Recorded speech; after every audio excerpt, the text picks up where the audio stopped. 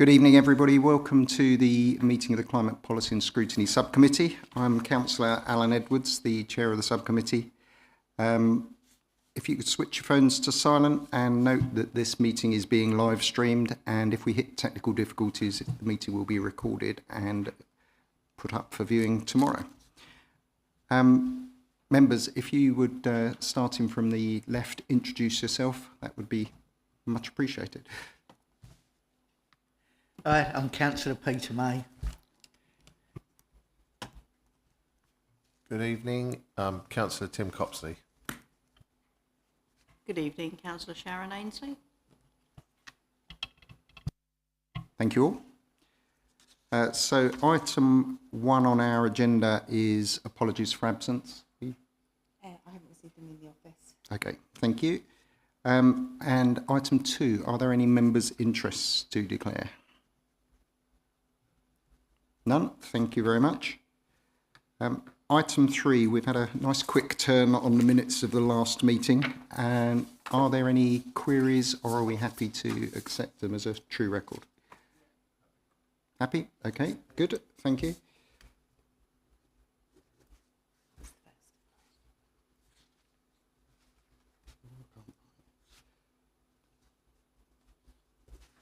Thank you.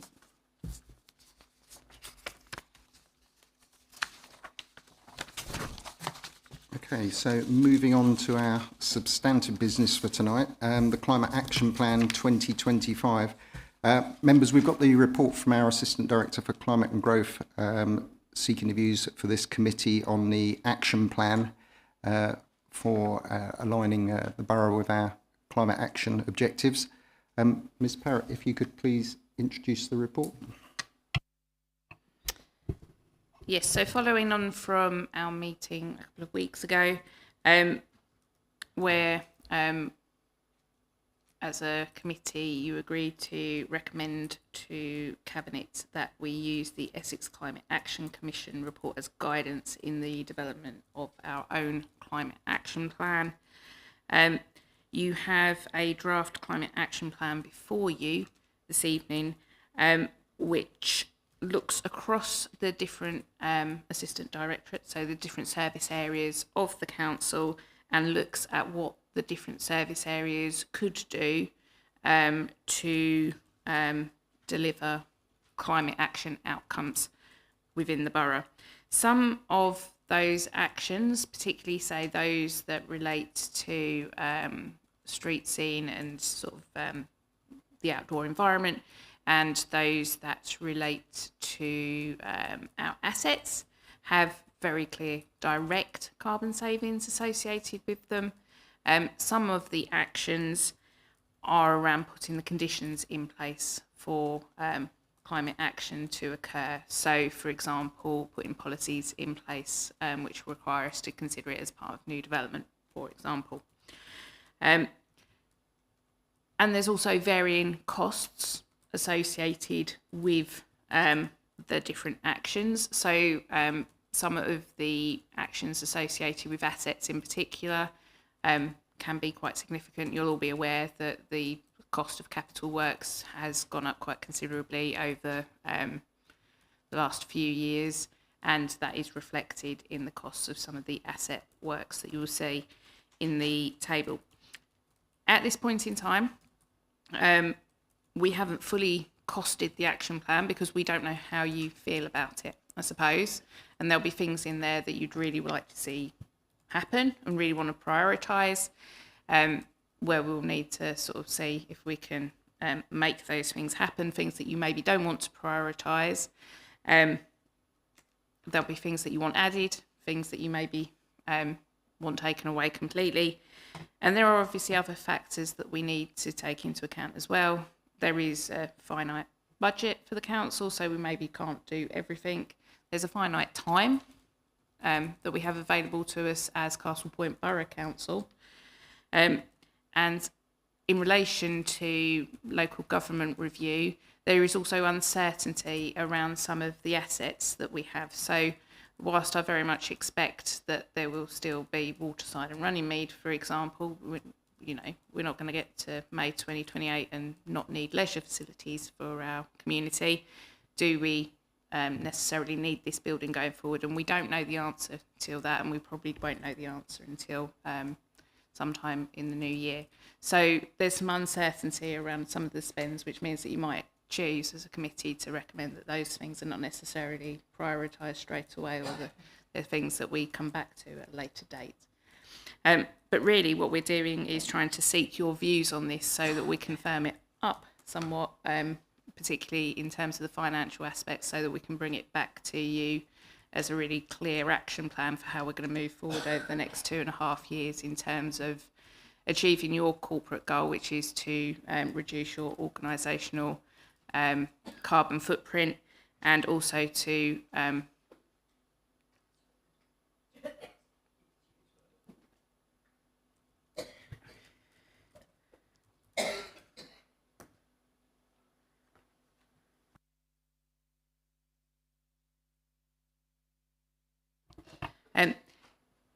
I lost my train of thought.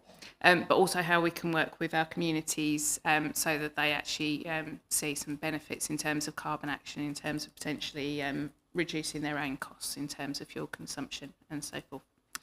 So really it's back to members for their comments, but obviously appreciative that Councillor Ainsley will no doubt have views, and obviously we need to capture them when she's finished choking. So. I was just going to say, I'm wondering if we should pause it.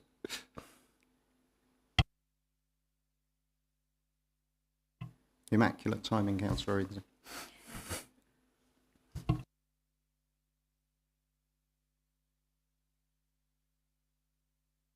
Thank you for the introduction to the report. Members, if you're prepared, have we got any questions or comments on the report, as that's the objective of the meeting? Councillor Ainsley. How do you want to do this? Because obviously it's a very extensive report. Do you want to go through it bit by bit and then we make comments on each part, or?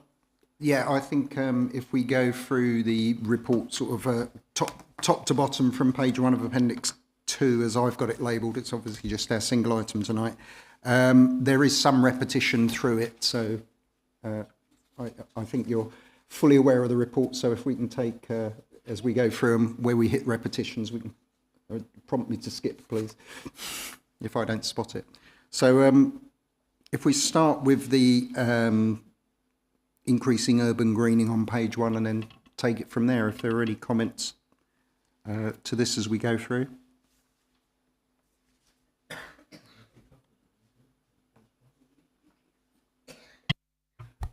Councillor Copsey. Thank you, Chair. Sometimes I've got comments and sometimes there's some questions. On this first page, on the left-hand side, it says from the Essex recommendation, large-scale solar or on non-agricultural land. When we sort of use this guidance for our implementation, would it be possible to add and non-greenbelt land as a possibility, or have we got to strictly adhere to the guideline from Essex, or could we adapt it to for our part of Essex? Sort of a question. So we can incorporate that into the local action element. That's absolutely fine. We can just add an extra sentence to the end of the local action to be clear on that point. Okay, and the other question I have is on that page. Again, just to clarity, when you sort of read across potential carbon saving, if we look at that as a tangible thing, solar panels on new builds, commercial and residential, I would have thought that would lead to a tangible, measurable saving, because they'll be powered by solar panels and there won't be burning fossil fuels. So I would have thought, even if it's not a direct saving, say on a council building within our borough, it would contribute a net saving to my mind and reading. So I didn't quite understand that comment, no direct savings. So the development of a policy in itself doesn't have direct savings. It'll be the implementation of the policy. So where you've then got actions for the Assistant Director for Development Services, it's his implementation of those policies that gives you the carbon saving. Okay. Thank you. I'm just going to add to this point. I mean, at the risk of being contentious, if we're ruling out greenbelt land and and saying no agricultural land, I think that wouldn't leave us much in the way of options. I mean, are we prepared to say no high quality agricultural land, or because they are graded in quality according to sort of planning and stats? I think we'll almost inevitably hit an overlap with greenbelt anyway. But I just think on principle, if we're supporting alternative energy, we should consider options. Can I come back on that, Chair? I'm thinking you can classify land in different ways, can't you? And there's commercial building land, there's land without thinking of specific areas, but you could have, say, an industrial land, a land next to an industrial part of the borough that would be absolutely ripe for putting a solar farm on. It wouldn't be greenbelt, it wouldn't be agricultural land in that sense, and I'd welcome that. I mean, personally, I like to see solar panels on buildings rather than solar farms, but yeah, I take your counterpoint, but I still think that's worth considering. Councillor Ainsley, any views on that point? Yeah, I will try. I've just made a note under the large scale solar on non-agricultural land. Can we make sure that we've got a risk assessment for battery storage? For anything that's decided upon on that one? And I don't, we'll go down to the, sorry, I'm struggling here. Go down to the last section on there. Local plan and transportation policies must support active travel, prioritising walking and cycling as the natural choice, especially for shorter journeys. Councillor Ainsley, can we come back on that one, and we'll just work our way through, if we can? So what was just, if we arrive at a consensus that we're not, that we do want to keep the agricultural land in as a non-agricultural land, is that there?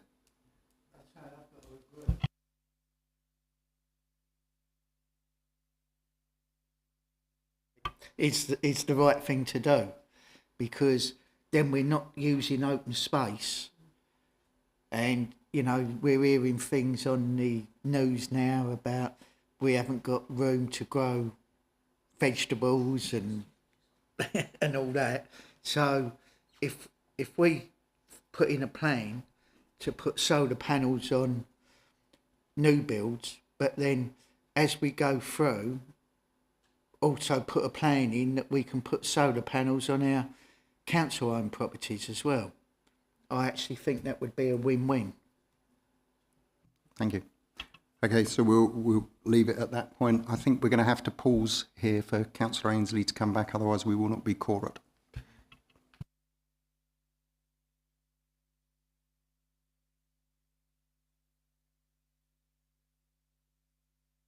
Okay, I've been advised that we can continue, so let's. But I do know, I'm conscious that Councillor Ainsley had a comment on the last point. But if I can just move us to the point on all new homes and non-domestic buildings granted planning permission.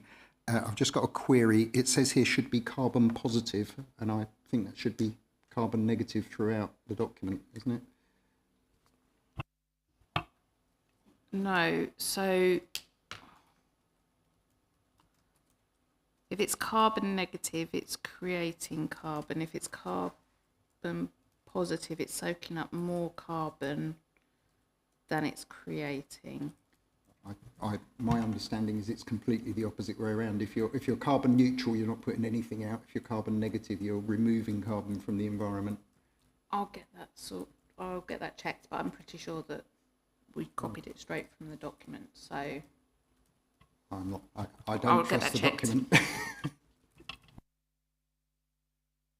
So we'll get that confirmed. Councillor Ainsley, we are back to local plan and transportation. I've got comments myself on this, but over to you for the one I interrupted you on earlier.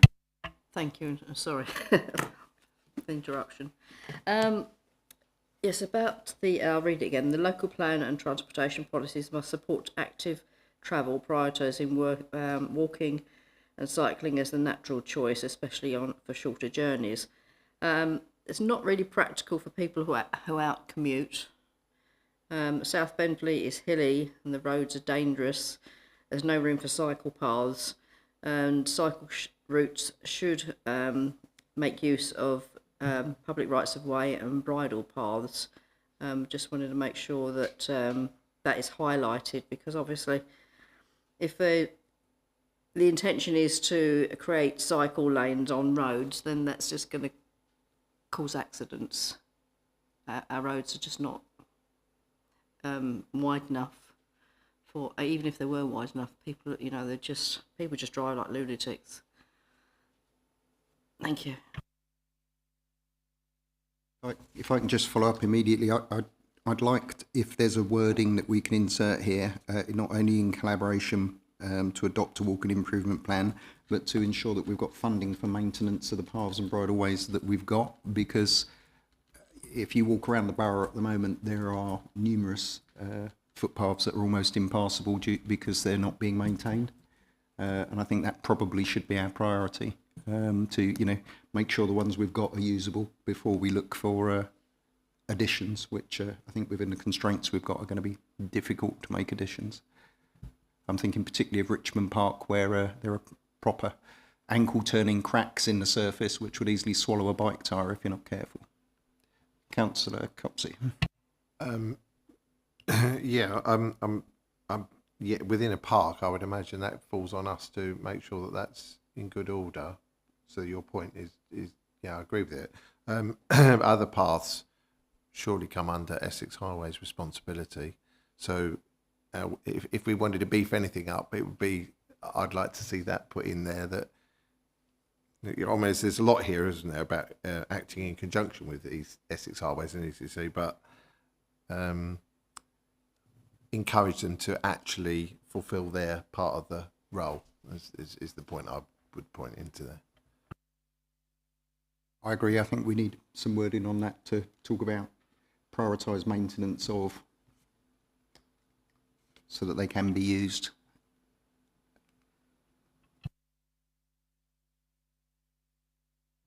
And I don't know, I think there's probably a better place for this, but I do have a note here of exploring on-demand bus services, because I'm particularly conscious that we have lost a couple of critical bus routes in the borough over the last few years, and I think the experience of some of the more rural areas is that on-demand buses are worth exploring, and I think that could be something.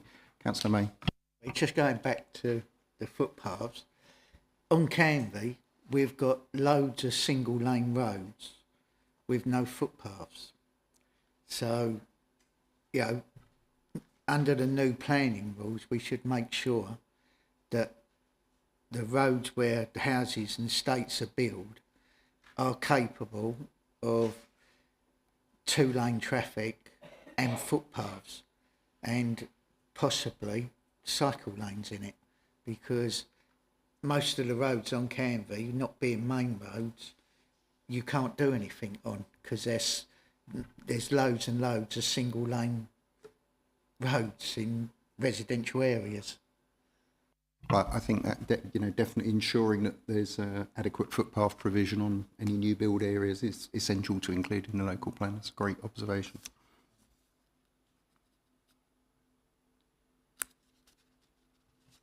Are there any more questions on our first page there? There's no page numbers on here, but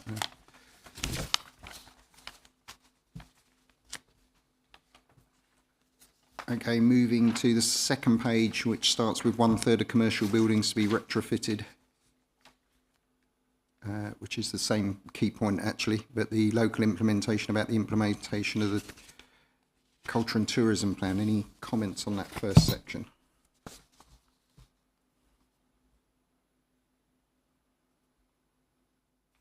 to clarify, is that the same answer? So there's where it says there's no direct savings from doing all of this, it's because it's the policy rather than the action.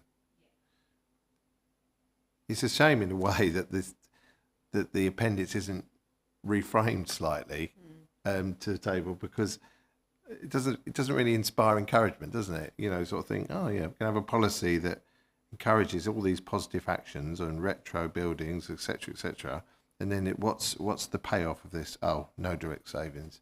It's a shame that there isn't a column that says, upon implementation, savings of X, Y, or Z. But that's a generalised point, I think. Or maybe if possibly taking less space than an explanation, if there's room for a column that would let us point to the implementation, and where the savings can be found. Would that make, I don't know if that would add too much complexity, but No, we can work on that. I think it's a good point to show what we're actually doing. My other comment here on implementing the tourism strategy, and I think this is a thread that kind of runs through it, is that everywhere we're promoting culture and tourism, we should promote the most, we should just make it a policy point to promote the most sustainable way of reaching that destination. And possibly look at linking up sort of the bus routes and the station to them, and encourage those transport links to get put into place as an active part of that policy. I think that's implicit, but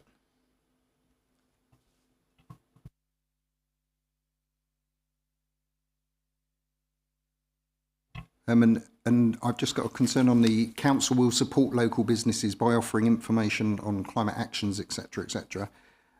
We've got an estimated cost there of nil to £800 per annum. It seems extraordinarily low. So in terms of the cost to the additional cost of the climate action, it's zero, because we've already got a budget for business engagement events. And typically you could probably run probably 4 engagement events with around £800. So, yeah. But my challenge to that would be, you know, are we reaching the wider business community with engagement events? Because my experience of this sort of thing has been that you tend to get the same people come to the engagement events rather than, you know, the busy business community, because if they're daytime events, we're not necessarily capturing people who are actually working and earning a living at the same time. So we have a business newsletter that goes out to, I've lost track of how many, but it goes out on every 2 weeks, and we advertise events through that. And depending on the nature of the event, we tend to attract anywhere between about 10 and 30 business people to attend from the local area. Like I say, some of them only attract 10, some of them do attract somewhat more. It depends on the nature. We tend to run them either quite early in the day, although that sometimes clashes with the paid networking, such as BNI and so forth, or in the early evening, sort of shortly after people have finished work. And again, they tend to do quite well, but it does depend on the nature of the subject that you're discussing. So, always that variability. Okay, thank you. Any other questions on the first section here? Councillor Copsey, thank you.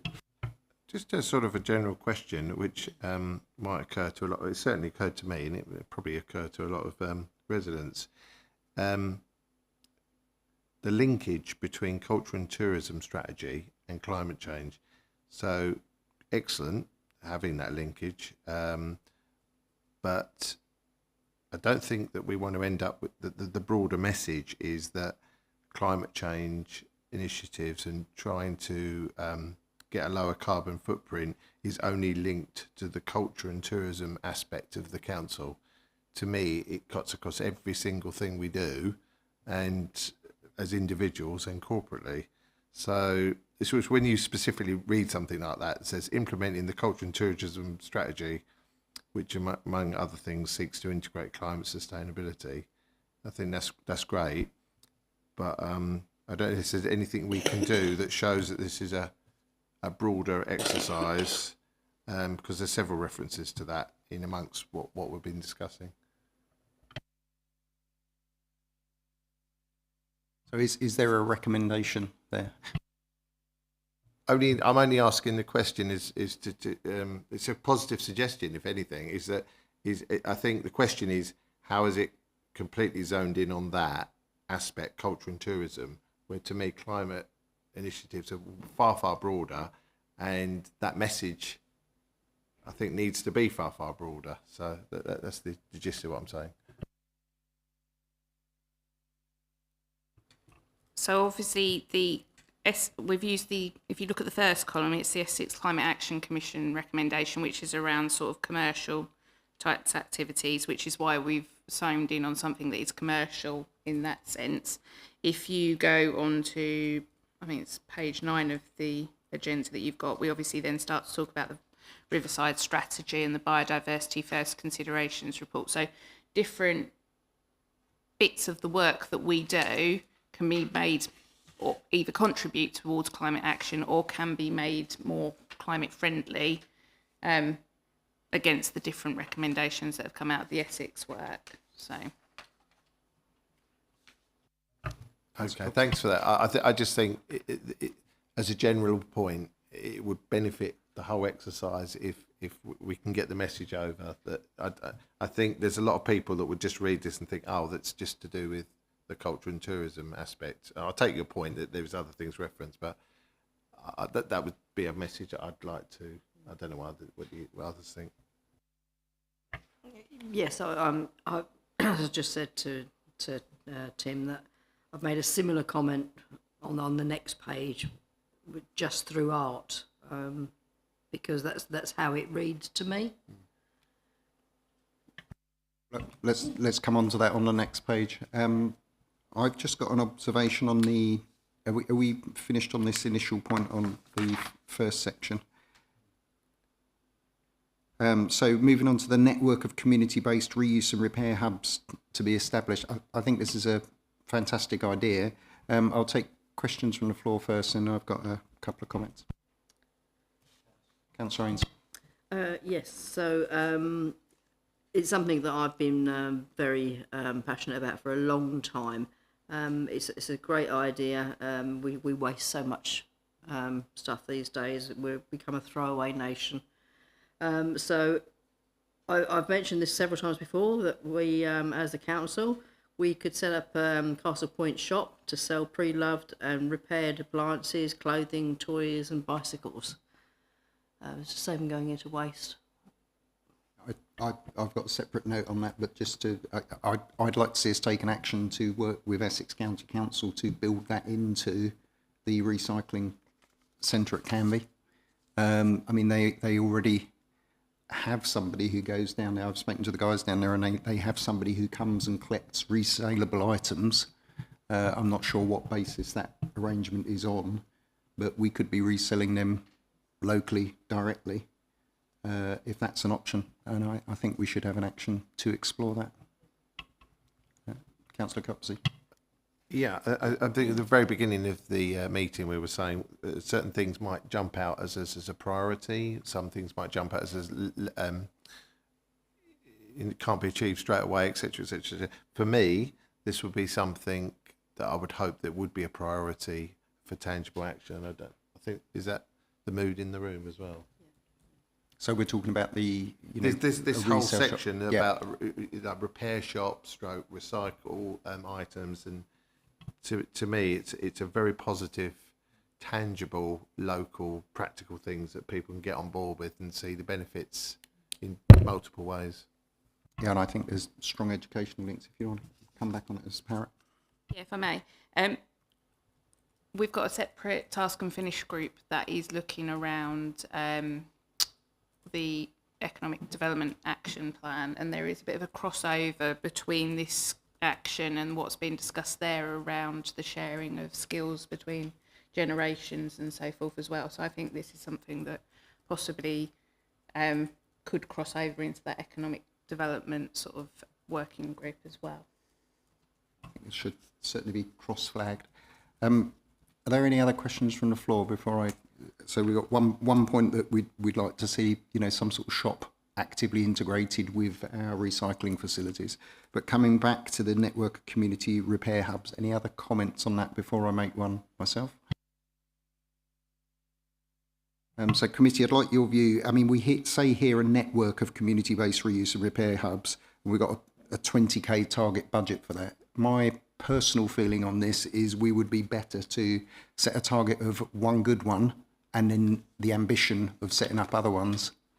I'd like to see us make a success of an exemplar one and then see what we can do to expand it to guarantee that we get success and invest in that enough to make it work. I'd rather have one good one than 3 partially successful ones. I don't know what your views are. Councillor. I absolutely agree with that. There are a few councils, they names evade me at the moment, that already do this and they make a lot of money out of it, which we know will help finance another project and then another project and another project. And we can involve men's sheds, other charities. So I think it's a win-win, really. Self-funding in the end. So just to poll the room, are we agreed that we'd like to go for one rather than a network initially and then change it to an aspiration to increase it?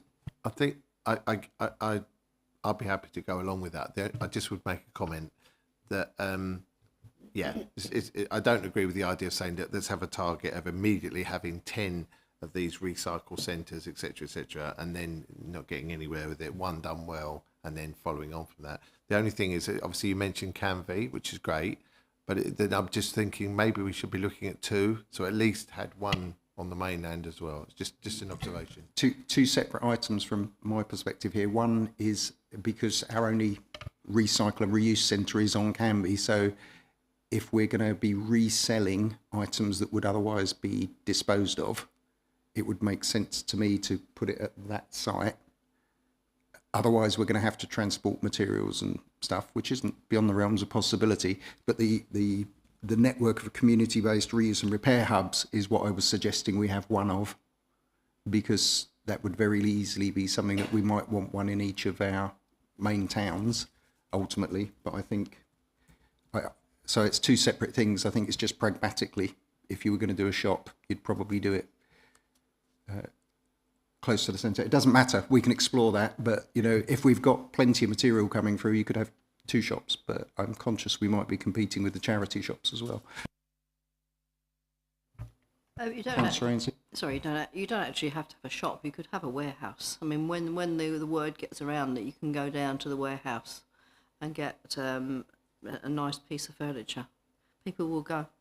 Go in and they'll look at clothes and toys, children's toys. So one big warehouse, and we've got plenty of empty warehouses. So that's certainly the model that they use in places like Finland. We've got the White House as well, which isn't being utilised. So in principle, in each case then, 2 separate topics, are we saying that we'd like to pilot one and do it well and then look to expand that to other appropriate areas in the borough? Councillor May. Yeah, well, I agree with what you just said. We've got the refuge centre on Canvey where there's spaces there that repair could be done and everything, to then get them into a good standard where they could go into shops to be sold. So in principle, I think we're agreed on one of each to start with and then look to expand. Ms. Parrott, if there's any feedback or recommendations, or you'll take that?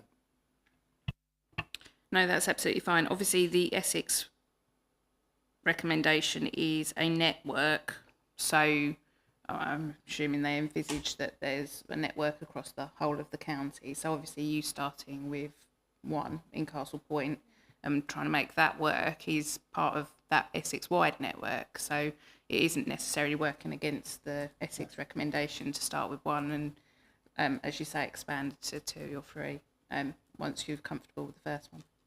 Just also conscious that we've basically got 3 years to implement this. So, yeah, okay. There's certainly some good practice on some of this in Finland and Cornwall County Council. I know have done it in partnership with their waste processing company. So some good background there that we can tap into. Okay, going on to what's my page 3, developing and agreeing a new policy on coastal flooding on the top left. Any thoughts on that?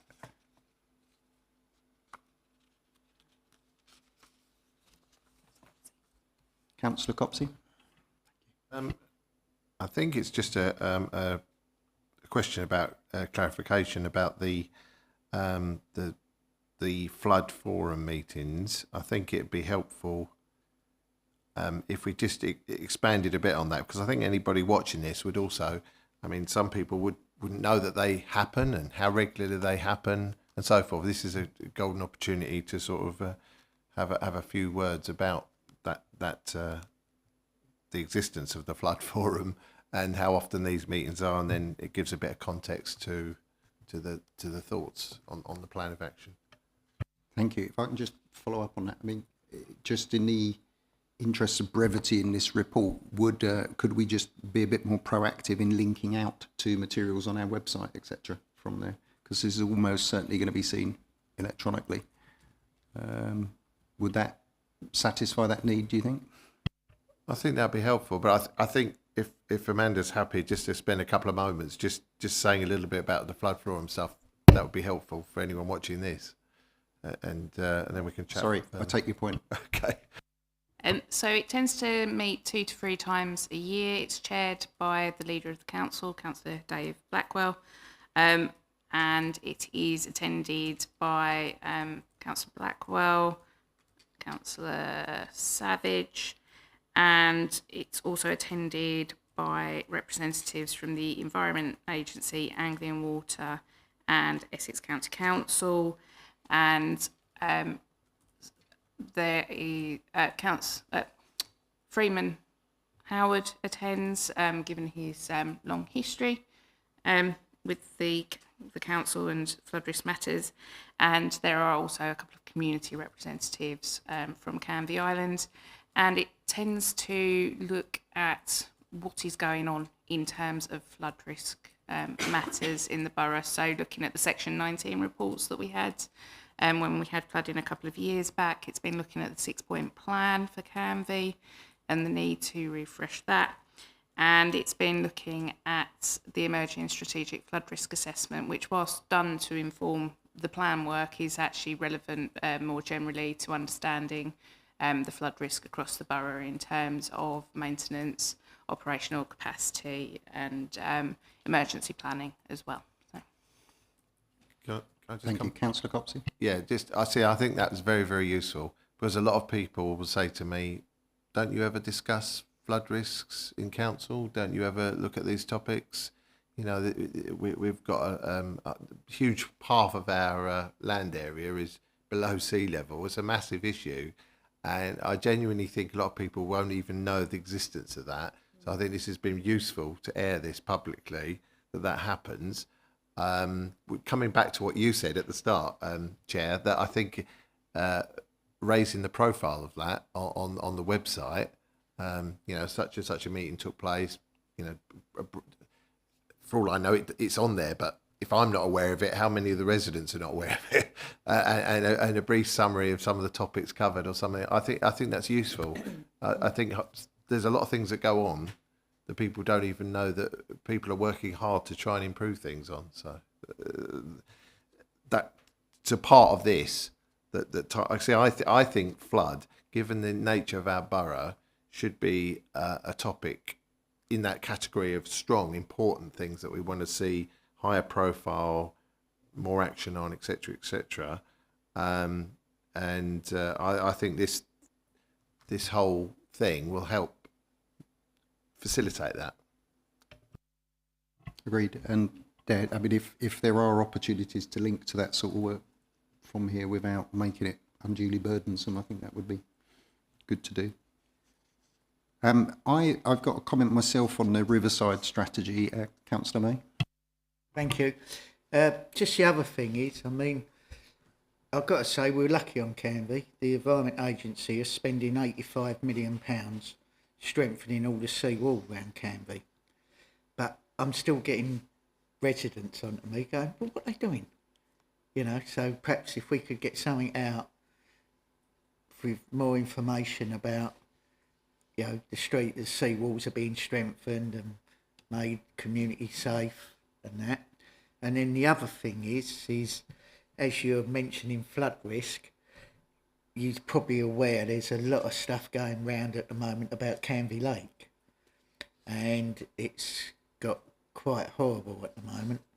I was just wondering if that's something that we should look at, because we're getting different things said to us about it. Like one group are saying that it needs to be I'm not dredged. sure. I understand the issue, but I'm not sure that that's something that we can tackle in the context of this report. Right, okay, it's just that it was mentioned about flood risk.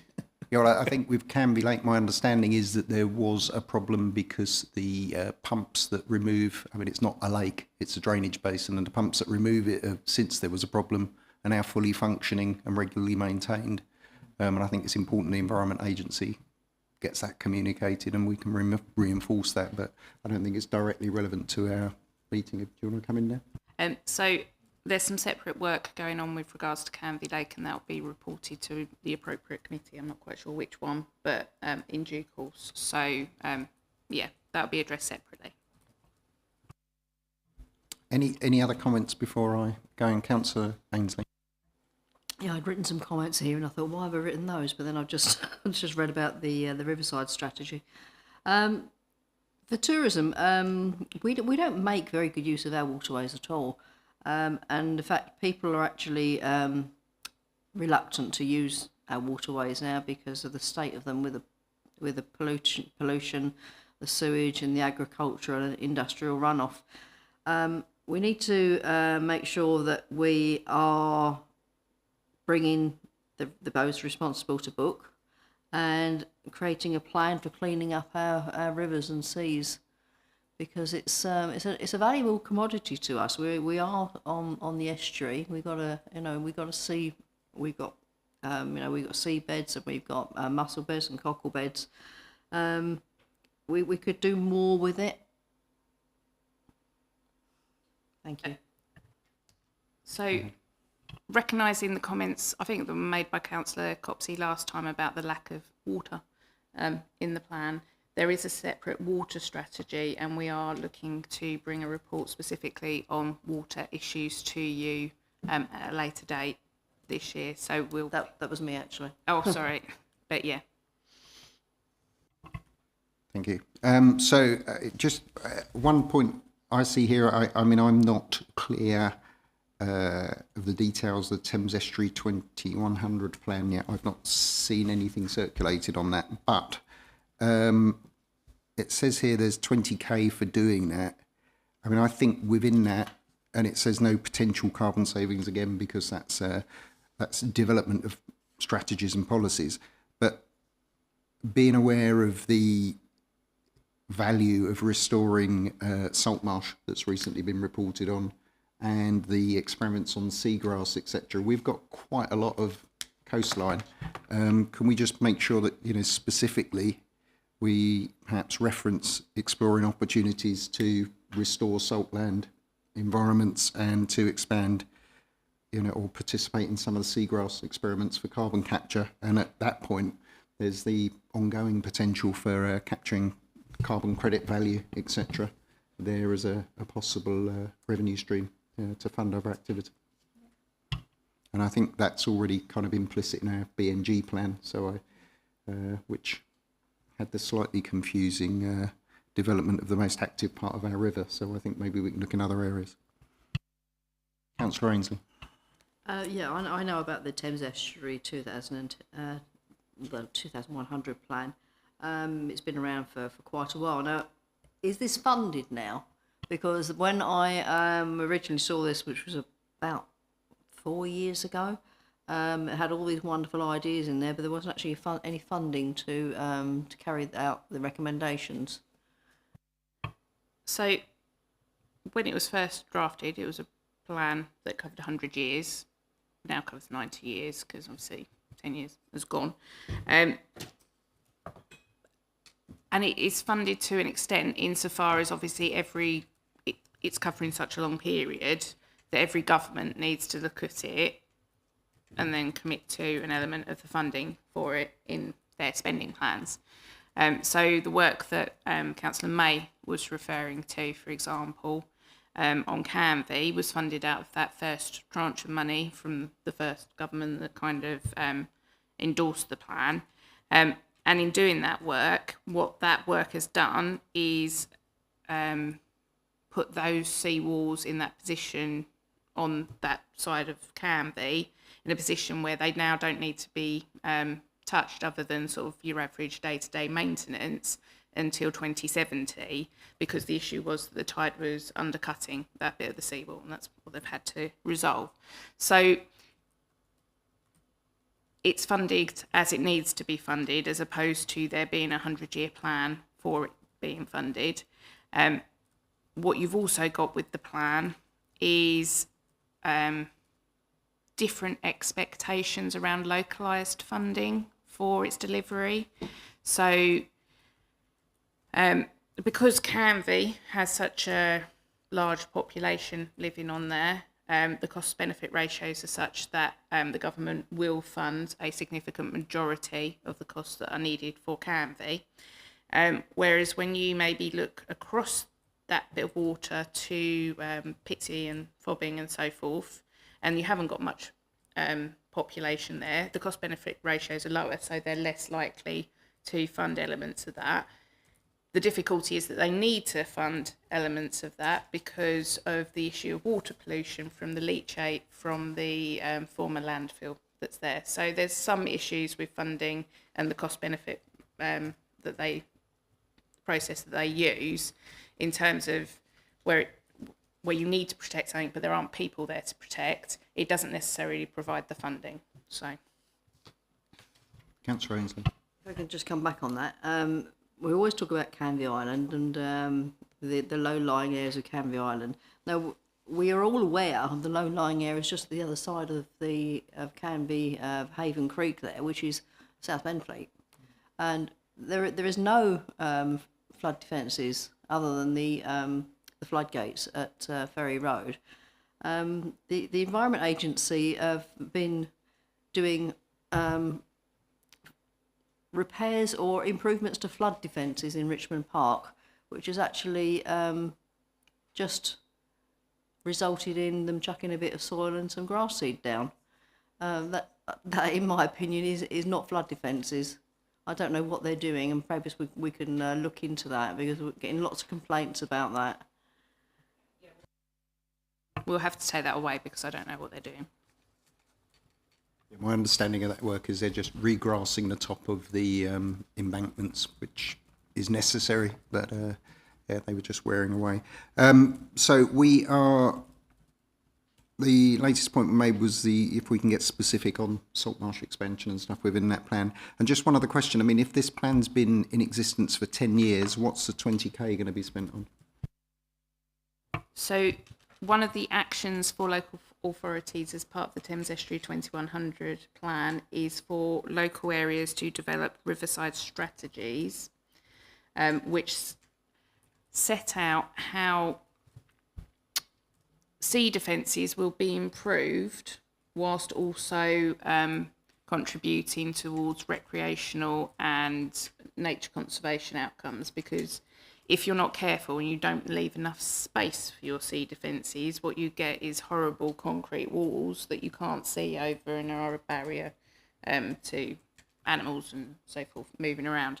And what you actually want is wider spaces that are landscaped so that everyone can use them for recreation, and they obviously provide habitat and so forth. So one of the recommendations out of the Thames Estuary 100 plan is to have riverside strategies in each area, because you can't have one for the whole of the Thames estuary, because all of the different areas are different in terms of their character. But is this work we should be proceeding with now, when we're potentially going to be merging with 2 other authorities or 5 other authorities, etc., Councillor May? Yeah, the thing is what you're saying is 100% right, because the work that they've been doing on the seawalls around Canby is wider footpaths on the shore side, and they've raised them higher, so when you walk round there, you can see the scenery and everything. So the work they have been doing, and when I had a meeting with them, the Environment Agency, they did say the reason they've widened the footpaths is because in the future, when the sea walls have to be risen, because sea rising, they said it's wide enough to take the machinery for the future. So it looks like they have, done a lot of what you said. Thank you. I just had the question of, is the time... I know we've got to proceed as if we're just carrying on without the local government reorganisation, but, we're potentially going to be doing an isolated strategy. I know it says in cooperation with our neighbouring authorities, but isn't this something that we do more formally? It is something that I think that the Environment Agency would like to see us do them sooner rather than later, but I think that the Emerging Castle Point plan will provide a degree of protection to the sea defences anyway, so as to not bring that development right up to them to cause a problem. So it is potentially something that you could look to the new unitary to cover. And potentially there are similarities and shared challenges, particularly with Southend, where you could look to, where you would be looking to work together anyway. So it might be something that is better delivered at a later date. So, the other question I've got is, if you widen the seawall, where does the land come from unless you move the seawall out into the estuary? Because in a lot of Canby, you're built up relatively closely to the seawalls. Okay, I don't think that's one we're going to spend, but committee, what's your view? What would we recommend to Cabinet in terms of do we do this as a priority? I'm not sure.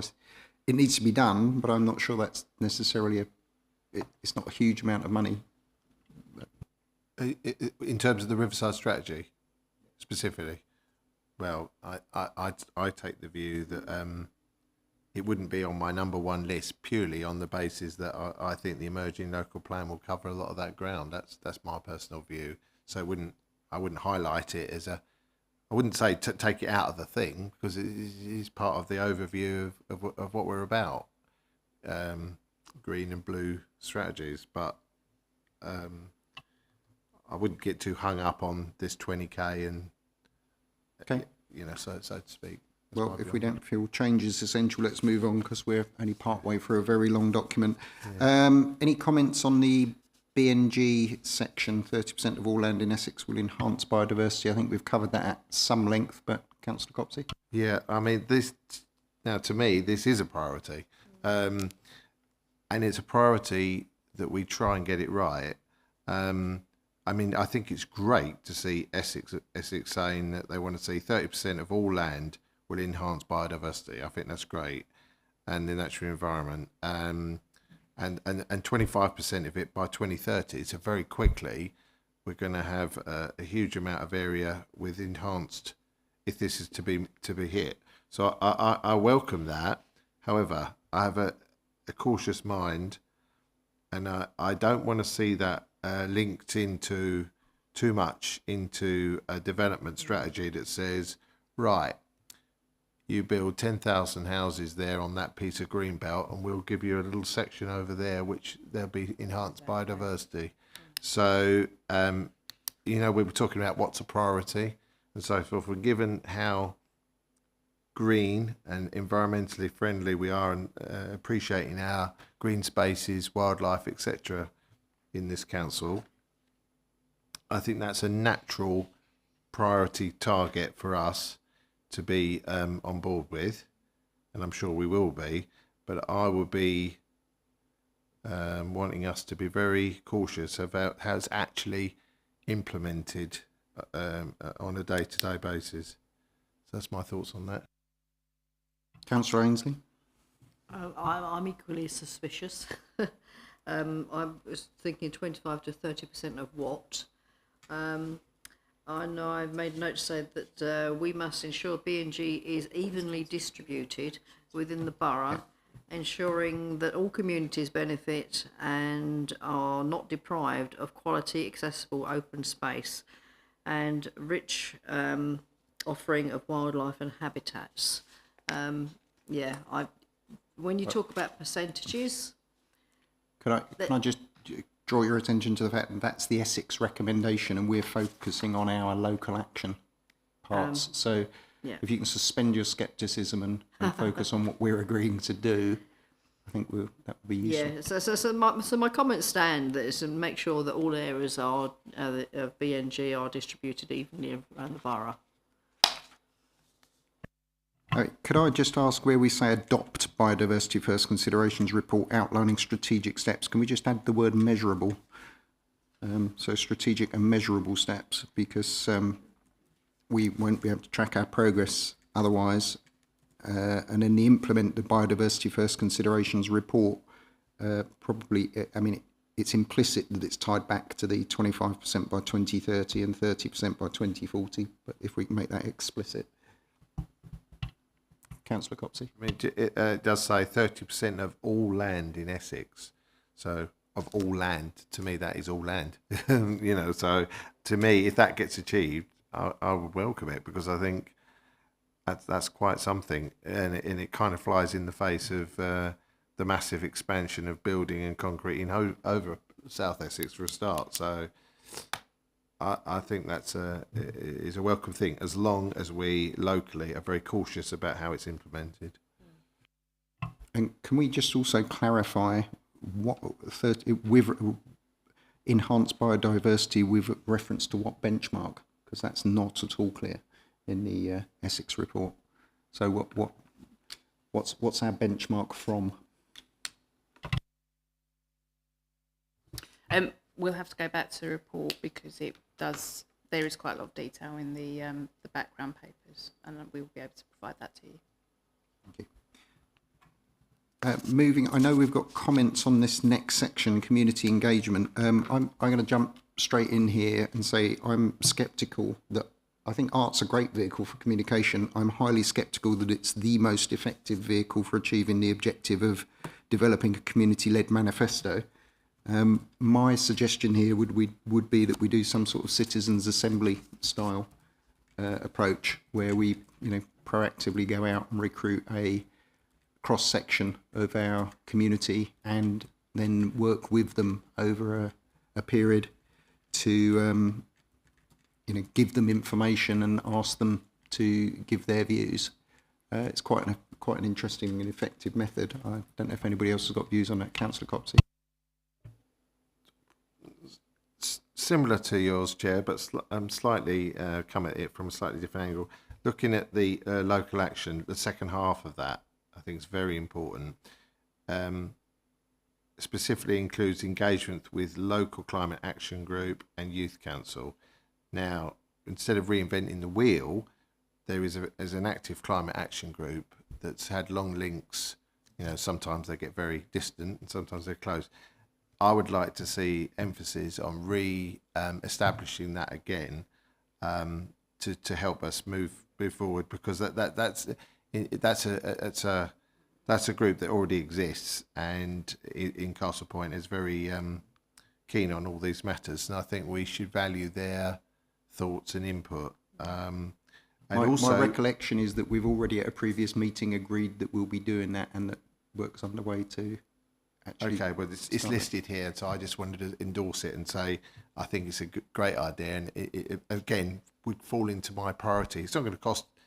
Well, it's on the nil front, isn't it? Engaging with people that are passionate in their own area. I think it's a no-brainer.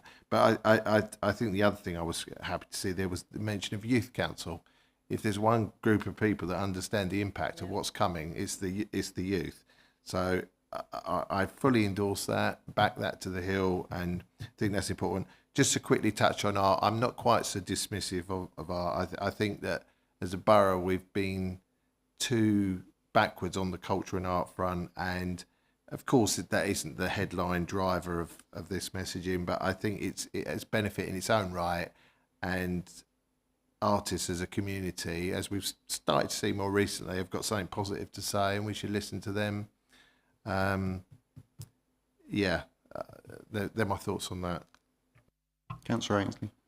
Yes, as I mentioned over the page, I wrote on here just through art. I mean, yes, I mean I'm passionate about art, and you can produce some good works, but if you don't engage with the wider public, then there is no point, because people will just say, what's that all about? You know, so yeah, by all means, let's, you know, create some beautiful artwork, but get people talking about it, like an art trail or something like that. So this action is in there because it's already funded through UK Shared Prosperity Fund as a consequence of a decision taken by Cabinet in March. But the focus on climate action this year is as a result of the work that was done by the first phase of this, which was for the Castle Point plan, which actually elicited the engagement of about 300 or 400 people directly, and then about 1,000 people in terms of sort of coming and seeing the exhibition and talking around the exhibition that was related to the Castle Point plan and what people wanted to see in the borough. And very strong in that work was an emphasis on green stuff, whether that be open spaces, whether that be concern about climate change, concern about flood risk and so forth. So, and it did engage with people that we don't normally reach. So if we send out a survey as a council, you do engage with a particular demographic. And we did some specific work with some young people to try and understand why they weren't engaging. And they were just like, surveys are boring. We do not want to do that. So it was like, how do you want to engage? And those young people actually wanted to engage through videography and stuff and sound. So they did some work related to that. But we were also able to engage with the Jewish community, with people with mental health and so forth. So it did actually broaden the types of people that we reach, not necessarily the numbers, but the types of people that we reach. And certainly anything that we do can be supplemented with, so we do have a budget specifically related to climate action for engagement, which is £9,000 a year. So we can do some additional work with other groups on top of that engagement through artwork. So if you wanted to do something around a citizens panel, or you wanted to do anything else really in that engagement space, then the resources are there.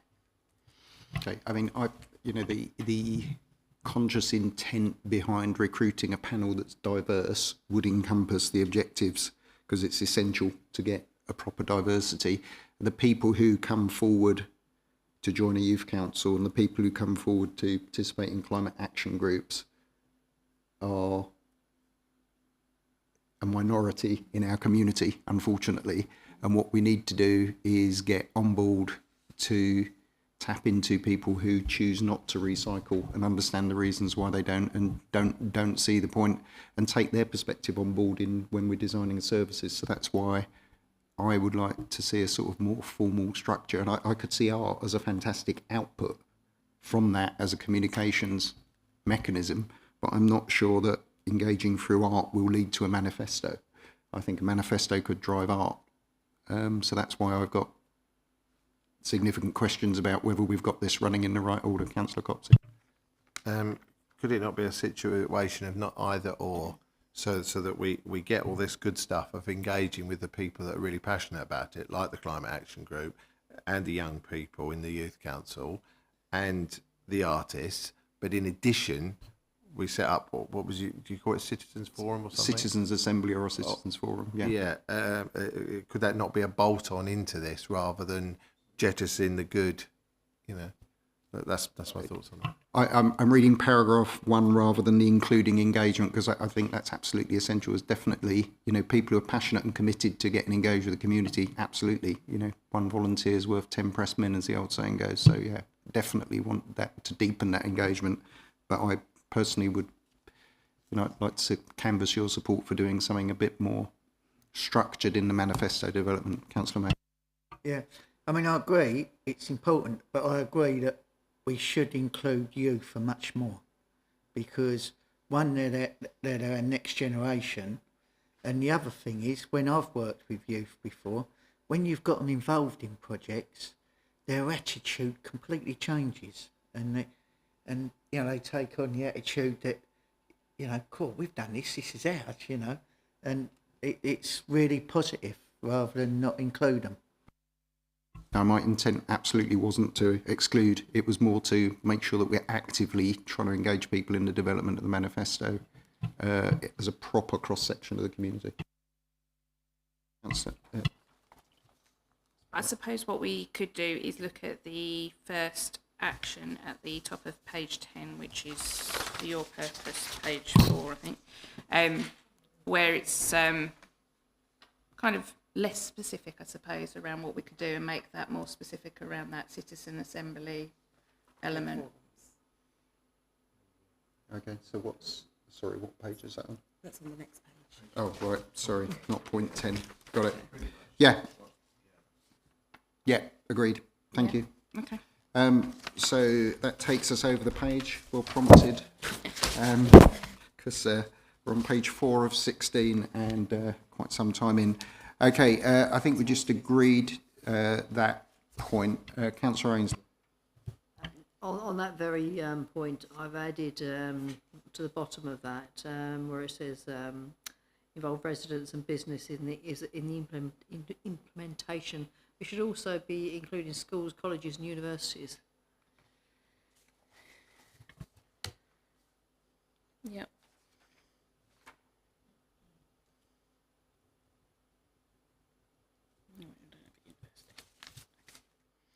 I think we're probably all going to be, unless there's any particular objections, identifying and applying for government grants. I think we can take that as a given. Yeah. Integrating with social media planning and activities and regularly signposting online resources. My only addition to that is that we desperately need to make sure our website's up to date, because certainly the climate grants information and stuff on there is I think that's the next one. not now. up to date. Yeah. Yeah.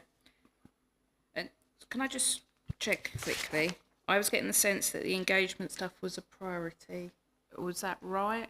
Well, I think we had a long discussion on it, which is why.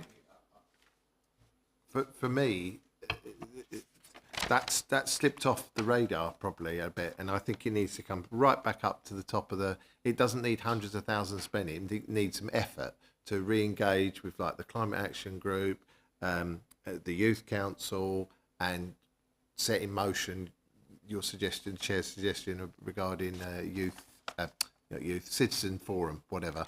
I think the mood in the room was pretty much that's a priority. Yeah, yeah. Thanks for the prompt, but yeah, I think if we set off doing our thing as a council without that engagement and taking people's views deeply into account and taking people with us, we're going to miss out.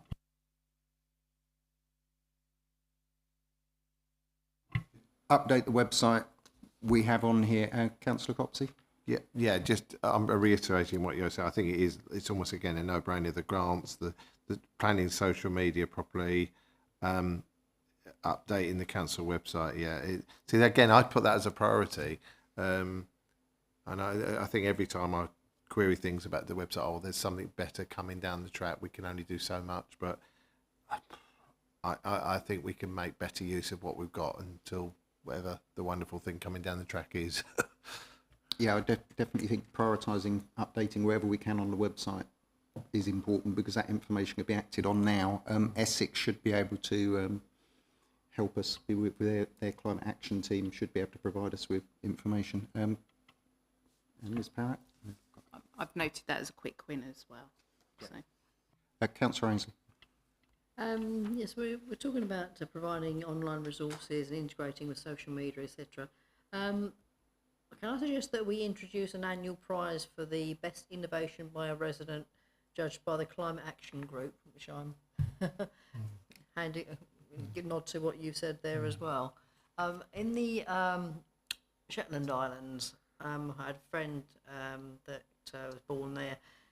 Annually, they held a litter picking festival. It literally was a festival, and they would hide little prizes to be found, and the whole community came out and helped litter pick and clean up the island, because there was, it was a social event, and there was the kids were involved because there was, they had iPods and things like iPads and things like that. They could find and win. I think they're a great thing to do, great way to encourage everybody actually to get involved in looking after the borough and understanding about climate change and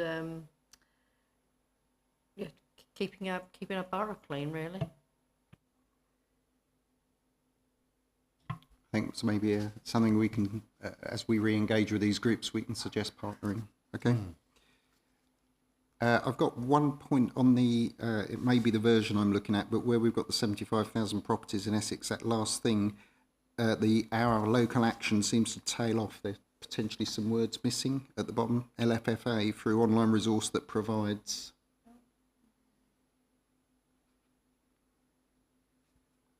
I think we can come back to that in the next iteration. Chair. Mr. Copsey. Thank you. On that point, again, we touched on flood issues earlier in this document, and I think, again, anything that's to do, to me, it's very obvious. We've had issues in our borough with flooding. Historically, we've had talked about the seawall situation. We've also touched on, well, we haven't really touched on, but we've had surface water flooding issues. We've had properties damaged. Flooding's important, so very real to our residents who live here. So I think anything that focuses on this is something that we need to really needs to come up the priority again, because it's like promote and expand the ongoing property level flood protection scheme and online resources. So for me, we've got to look after our residents and raise awareness and have focus on these issues. So that would be my comment on that aspect. And I think we could just maybe make the language a little bit more proactive there, in the same way as a sort of integrate, actively promote and expand and make sure it's on the social media calendar. Councillor Ainsley. Yeah, I've made a note on that as well. It's promote and expand the ongoing property level flood protection scheme. To me, it makes sense to say protect the floodplains, no building on flood zones. I think that's maybe a part of the local plan process. Yeah, the property. I've engaged with the property level flood defencing. It's an interesting process, but it's not quite so. You have to. It's all or nothing. Is all I can say.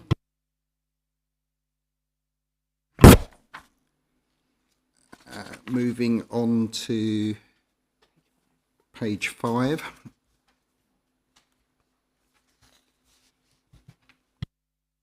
My only question on the recording mapping and the emissions mapping, is that at the 60,000 level, is that going to have to be a full procurement process, or are we, because that should be a priority to get that in place? I'd like to think we could do that at pace. Yeah, so we've been through an exercise of looking at the different options that are available to us, which is how we've managed to come to that cost. Where we are at this point in time, it may be that it's actually only 40,000 if we're only looking at a 2-year procurement rather than a 3. But yeah, certainly that £20,000 per year is what seems to be the norm across that software. Some of them are slightly cheaper, some of them are a lot more expensive. So, yeah. And so the goal is to get that in place and start using it. And is there, and again, back to the local government reorganisation, are we looking at expanding that across borders? Because Is there any conversation going on with neighbouring boroughs? Had a conversation with Southend, and they're interested in what we're doing around this because they haven't got any software in place at the moment, and it's the same true for Brentwood, Rochford as well. So I think they're looking towards us as maybe taking the lead on this particular point. That's encouraging to hear. Thank you. Councillor Copsey.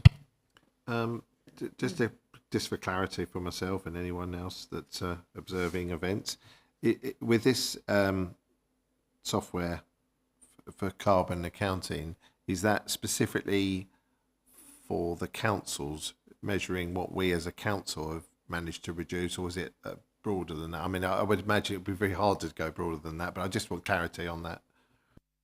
Yeah, so it's for the council, and there's three aspects or three scopes to our carbon emissions. There's the fuel that we physically burn, so in our gas boilers and our petrol tanks, which is scope 1, and that's relatively easy to measure.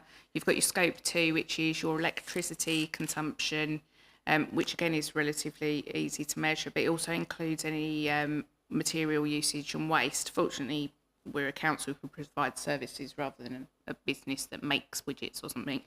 But again, we still generate waste, and there's a bit of a problem around what do we actually generate in terms of waste, because we just have that big bin out the back, you know.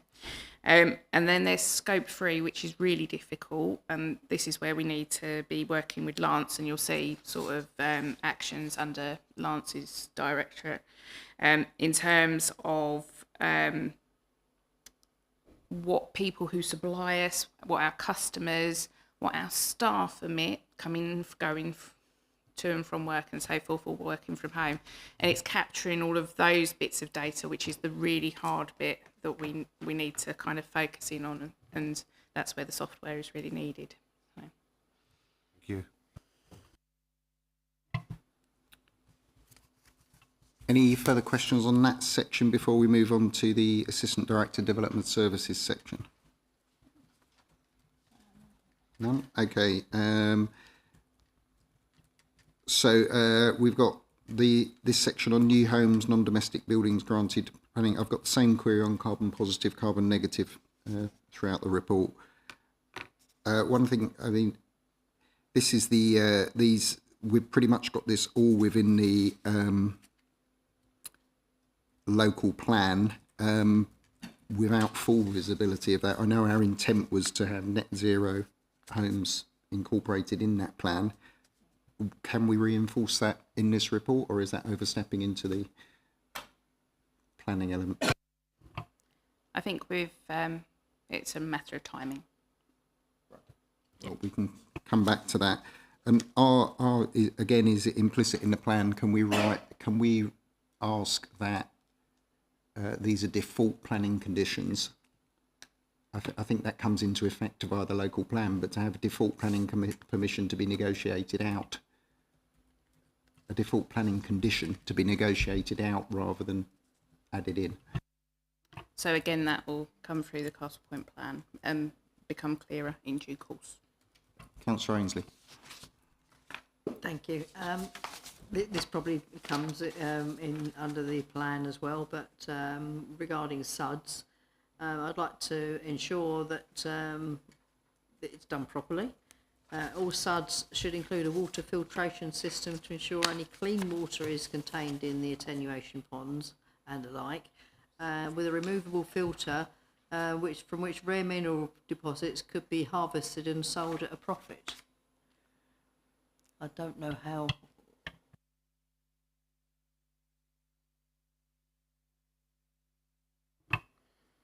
So obviously planning only goes so far, and you can't use planning rules to dictate how.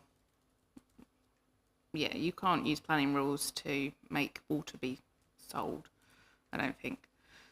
Well, you can't. So that would go beyond the scope of planning rules to do that.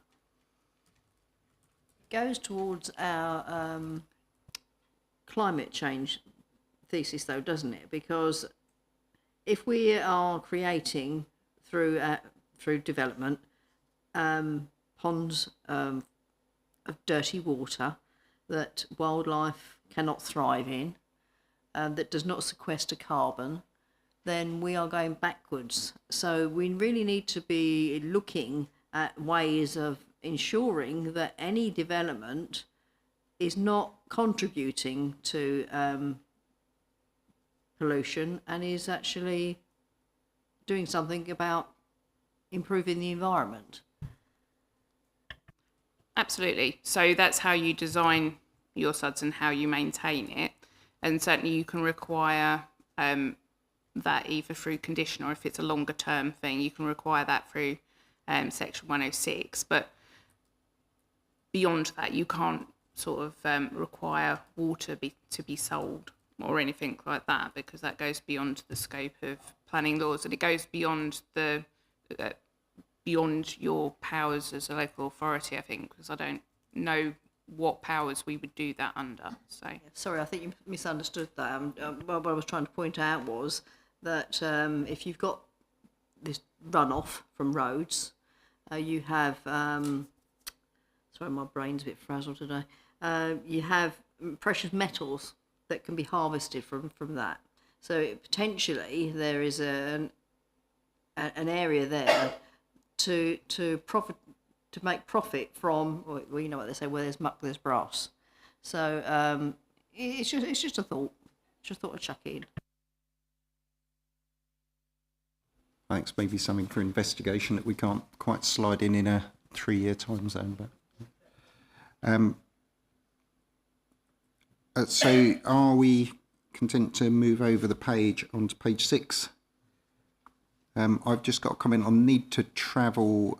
We've not got a local action there. I know this is part of the local plan, but I'd be very keen to make sure that if we're minimising the needs for travel on new estates, etc., promoting all of this, that we actively ensure that there is a long-term commitment to funding that, because I can, people are going to live in these homes for 35, 40 years. On the top of the previous page, where it says the cost point plan.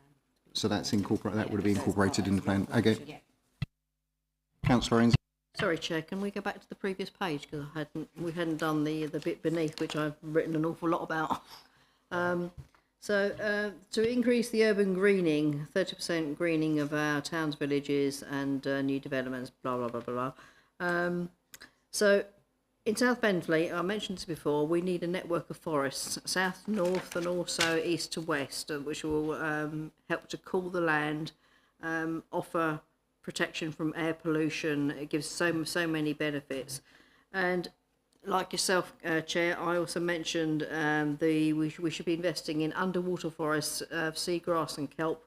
Mussel beds are a natural filtration system. Seagrass creates highly productive ecosystems supporting a diverse communities of invertebrates, fish and other marine animals. Seagrasses also plays a crucial role in protecting coastlines from erosion and absorbing CO2 from the atmosphere. So it does an awful lot. We've got an awful lot of coastline, and as I said previously in this report, we need to be doing more with it. I can't disagree with you, but I think this particular point, we're on page 6, under the words Assistant Director for Environment, that's urban greening. So I think we can note the seagrass bit as we did. I think we should be doing the salt marsh bit. Are there any other comments on that local action? I have got one point that I might like to see inserted. Councillor Copsey. If I'm on the same page as everyone, are we under the Assistant Director Environment to increase urban greening, that column? Yes. Yeah, excellent. Estimated cost, £1,012 per tree. I'm worried. That seems like a very expensive tree to me to plant. And will we have the budget to, for more than say a dozen trees or something? Agreed. So there's been a lot of tree planting schemes, and quite often the tree planting schemes are done by volunteers, which is not necessarily a bad thing, but they are given whips, which are sticks, for want of a better description. And you maybe plant 100 whips and 4 or 5 of them survive.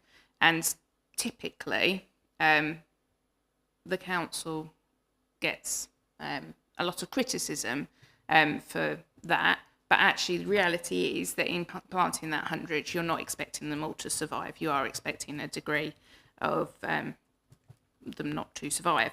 And what Stuart has found in his work is that he is better planting standards, which are the ones that are about 4 to 5 foot tall. They come with the free wooden stakes, they come with the grow bag and the mulch, and they tend to survive, but they cost a lot more because he has to pay more for the tree, pay for the mulch, pay for someone to go and water them fairly regularly, but they survive. So that's where the higher cost comes from, and that's based on the trees that he had to deliver at Forney Bay about a year ago.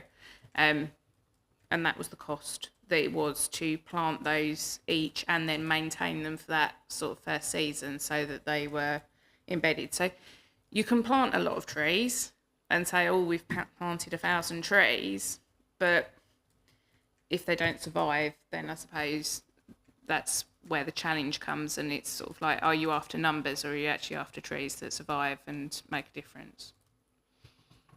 Councillor Bain? Right, I understand what you're saying, and some of it I agree with, but I've said this before, we've done a tree planting scheme in the residential areas, and we worked with the Forestry Commission, and we put in trees 5-6 foot high, and we got the naughty boys and girls to plant them.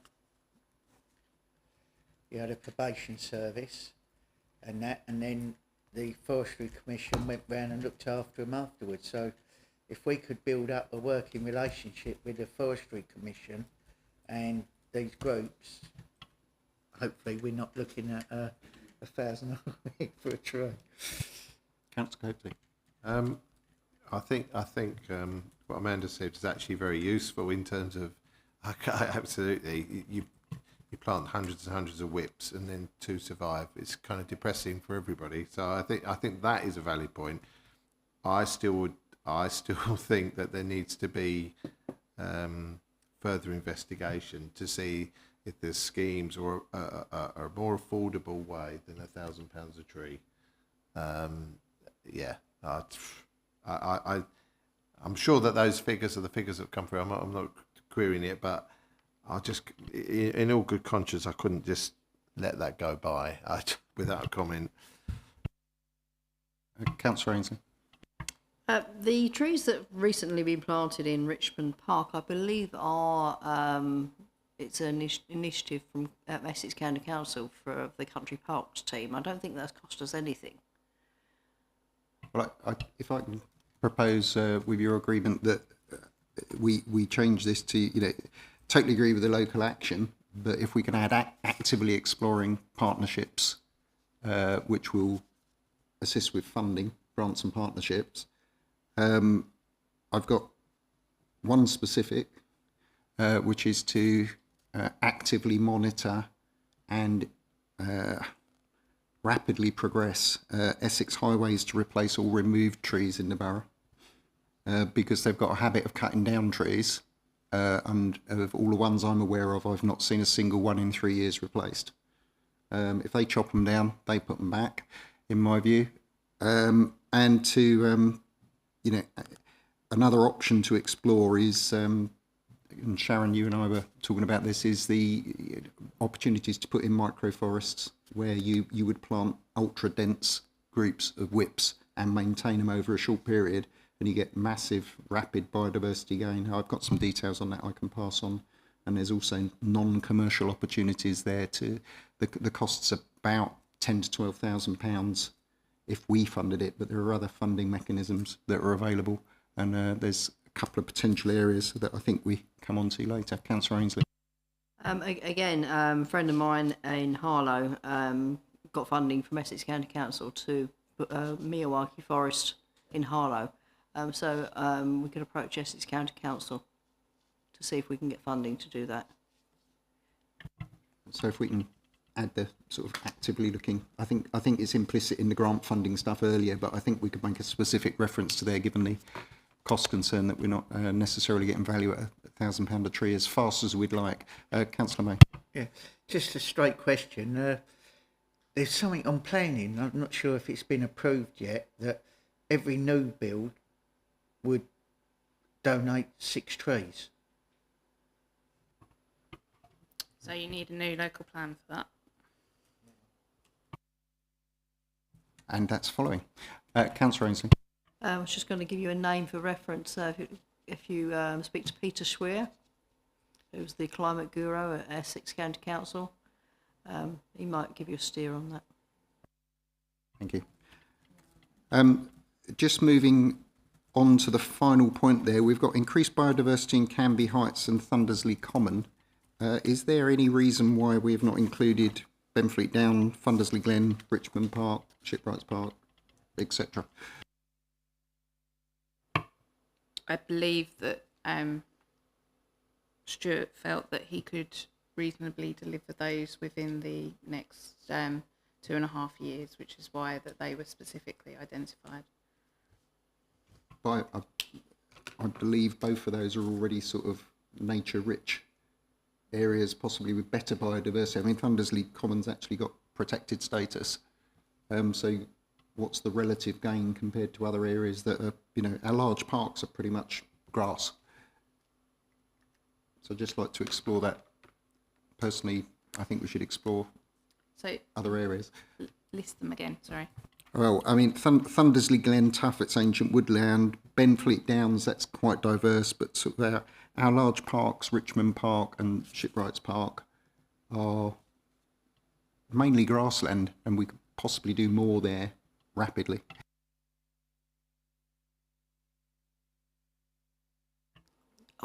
Obviously, I agree. Especially we can put in sort of like some small woodlands and sort of little coppices and things like that. Yeah, wonderful. Just broaden the options is the view from us, I think. Next page, page 7. Not quite at the halfway point yet. Any comments here? I mean, EV charging network. For me, £150,000 for 8 chargers.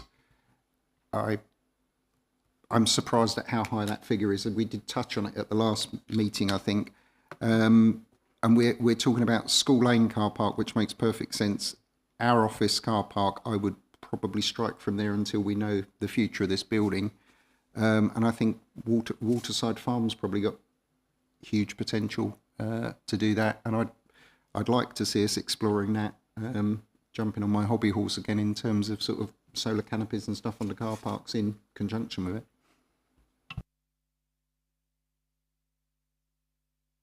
Is there general agreement that, you know, doing our council office car parks shouldn't be a priority when we don't know what's happening with this building? Chair, I've made a comment about that later on, something else, but yes, exactly the same. Yeah, yes, Chair, thanks. I agree. Just it needs another look at the locations for doing it, but I do like the idea of doing it. One thing I'm not quite clear on is in terms of cost. Is it how I would view it is if it's costing us money to install and literally the council's running that, it's got another asset and it's a revenue stream. Or is it that we're going to allow someone, an electric company, to put in their EV points, and they're going to pay us a rent for the space of our car park for doing it? So I'm just interested in the numbers, because obviously that has an impact on things. So some work was done looking at waterside and opportunities around improving energy consumption at waterside, and so that's where that cost has come from, and that's assuming that we're doing it ourselves. But I think that there are other options to explore in terms of working with potentially a commercial partner, and I know that Southend have recently done a big procurement in that regard, so it might be worth having a conversation with Southend around how they've gone about that. I definitely, I mean, I was at an exhibition recently, and there are people who would very actively engage with the opportunity. And I think as councillors, we're all getting emails on this on a regular basis as well. Councillor Ainsley? Yeah, I mean, speak to companies like Octopus Energy who are actively promoting green energy. I'm sure that they'd be interested to talk to the council about what they could offer. I mean, I think so. The action would be, with subject to identifying a suitable operator. I think that's kind of implied in there, but that I think we should possibly ask to do a sort of a procurement and funding search on that. We absolutely are massively under provisioned on electric charging in the borough, and it's essential. And I think that could actually be a priority because it will be immediate payoff. I don't know. I would see it as a quick win. Agree on that? Councillor Yeah, I would add to that on-road charging, I don't think it's a good idea. Our roads aren't wide enough. I don't think we should be looking at that at all. I think pragmatically we're really looking at possibly council-owned spaces for this because we've got control over that. Councillor May? Yeah, sorry. This is general again. We put some charges down Link Road where our flats are. Are they used? So Essex County Council have installed them because they're on the highway and they're the highway authority. That's not something that the Borough Council has installed. But from my observations as I've driven past them most days, is that they're not actually operational yet because they're still plastic bags over the plug bit. So.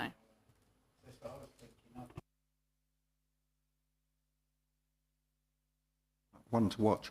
Councillor Copsey. Yes, thanks, Chair.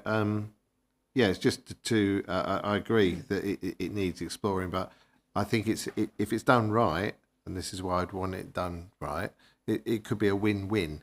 It could be a win from us, providing a helpful service to residents. It will be obviously CO2 positive because of the nature of it, and if it's done right, it could possibly be a revenue. It might not even be a cost. You might find that there's a commercial entity that wants to do it, and they'll say, well, we'll pay you so much per year to install on your. So can I pick up on that and then say that rather than look for an operator, look for an operator ideally or look for a revenue generating operator. Hopefully not stepping beyond our remit there into finance. But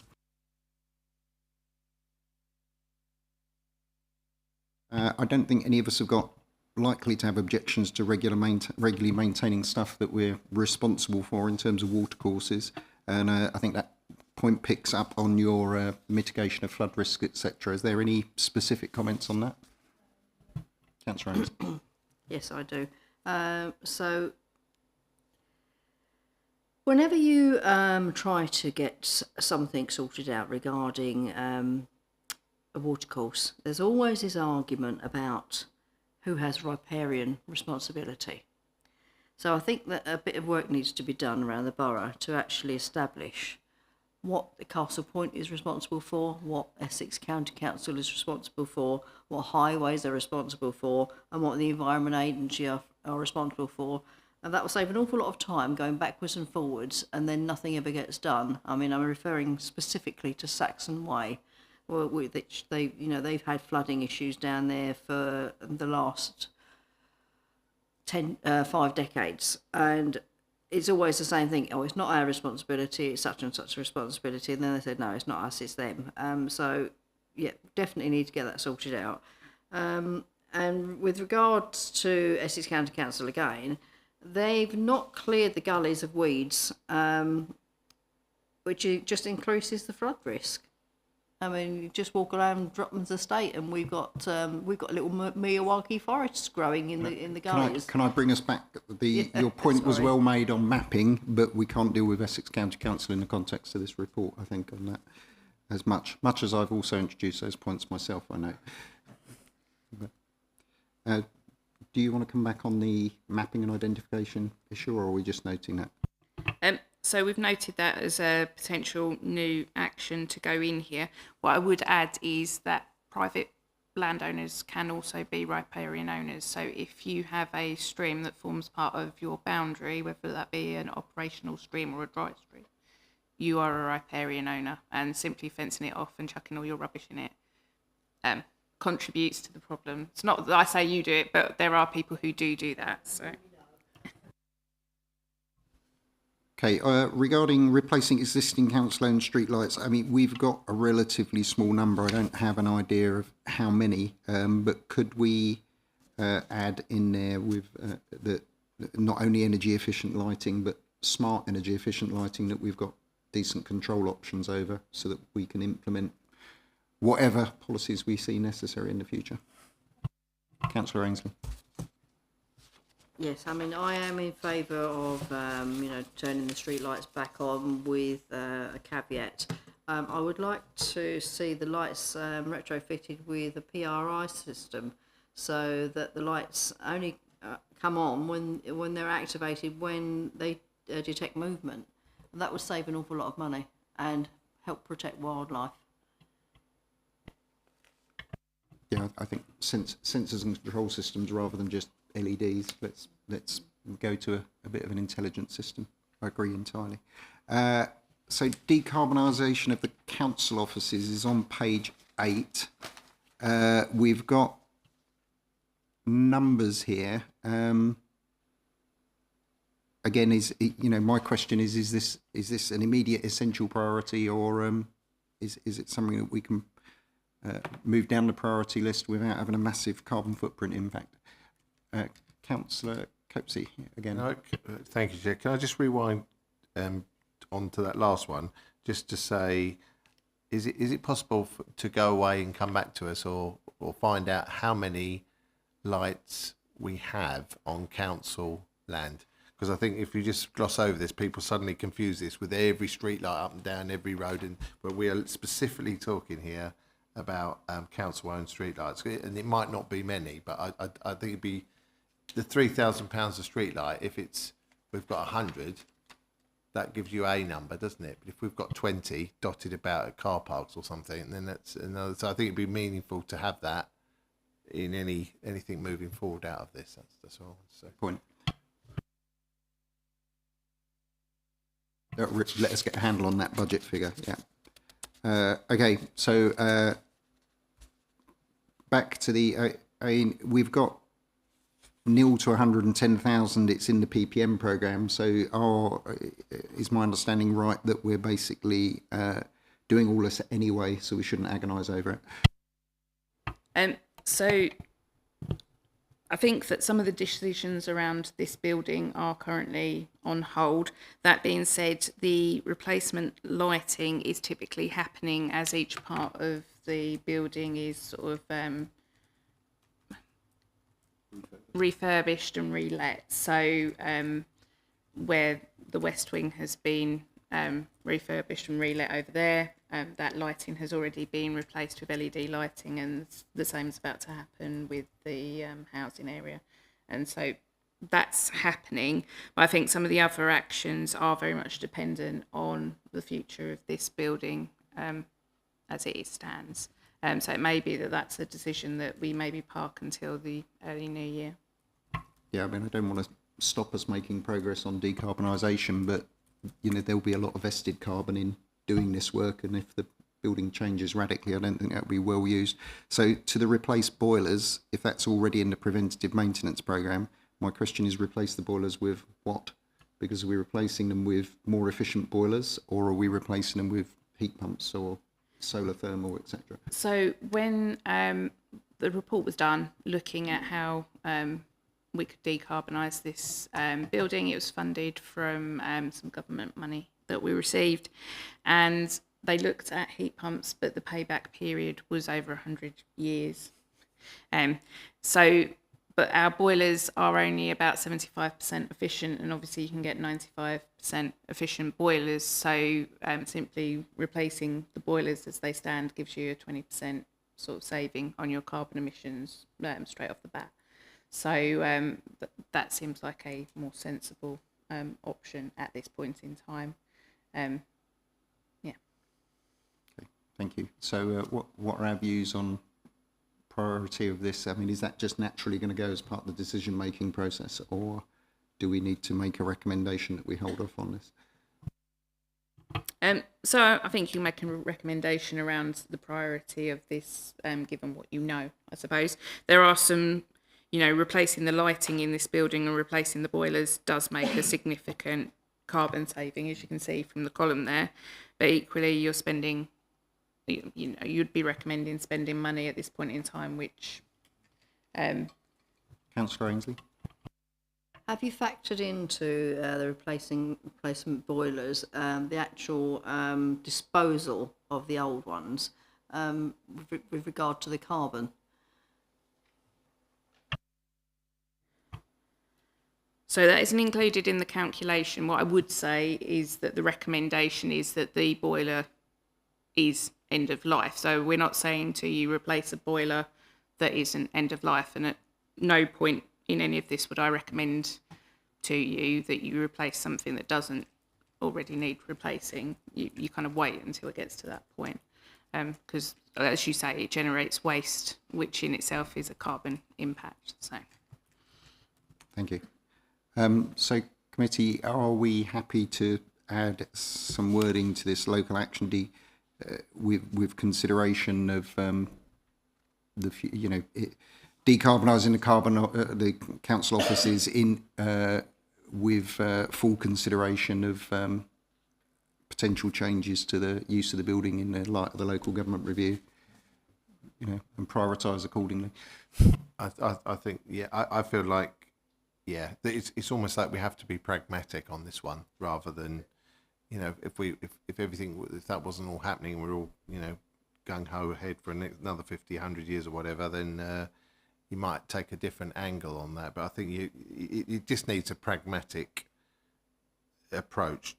So, if something, a light needs replacing, replace it with an energy efficient one. But, spending £1 million on a new roof that does X, Y and Z, for a building that anything could happen, doesn't seem very wise. So I think what you're indicating, Chair, would be the way to go. Okay, we're agreed on that. Moving on to decarbonising water side, I've got a couple of questions on this, but anybody else first? Councillor Ainsley. I fully agree with decarbonising water side. I have a question about the water efficiency. How often is the pool emptied and refilled, and what happens to the water that's drained away? I mean, should we be harvesting that water and using it for flushing toilets, etc.? I would have to come back to you with an answer from Shane on that. There is a sort of overflow tank that gets recirculated back in, but beyond that, I'm not familiar with the operation of the swimming pool. I mean, I think if you're asking that sort of question, perhaps we maybe want to add something later on looking at the water efficiency of particularly our sports centres, because they're possibly the most water intensive. I say that with no evidence, but taking action to look at the optimisation of water efficiency, perhaps in the context of that forthcoming work. I have a question on this in terms of replacing the roof on the sports hall. There's 0 to 1 million there, which is quite a range, and it's not clear on what that does in terms of, it's got a decarbonisation claim, but is that just replacing the roof in the sports hall with a better insulated roof, or are we popping solar PV on it, which is kind of the next point down? I'm not clear on what that actually is. So there's no additional cost in terms of climate action, because it's all, the £1 million to do that is already in the planned preventative maintenance programme. So Understood. That's what that means. What replacing the roof on the sports hall means is that you could then install solar PV on the remainder on that bit of the roof, because at the moment it's only over the swimming pool because the roof over the sports hall wasn't suitable. In doing that, you are, however, potentially generating more electricity during the day, than the sports hall needs. So the recommendation is that you'd potentially need a battery storage to go with that. Yeah. And again, I mean, is there any work done on the decarbonisation that considered using excess solar PV for heat pumps there to augment the boiler system or replace it, depending on lifetime? I don't recall seeing it in the report, but I can ask Darren and come back to you on that one. Yeah, because I mean, it doesn't have to be a direct replacement, and if you're considering extra PV and we've got a captive client, that could be another way of using that capacity without the battery storage or complemented by it. And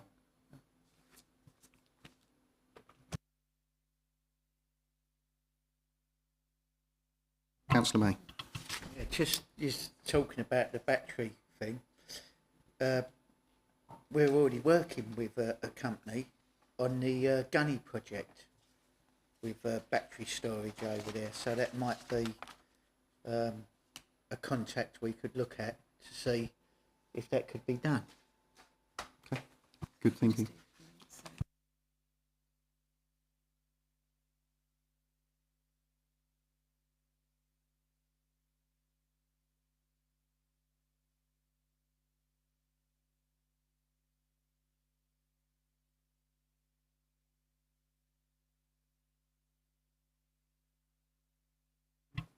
So it's just being highlighted to me that we do have in the Constitution a 2-hour limit to meetings, which we're rapidly approaching.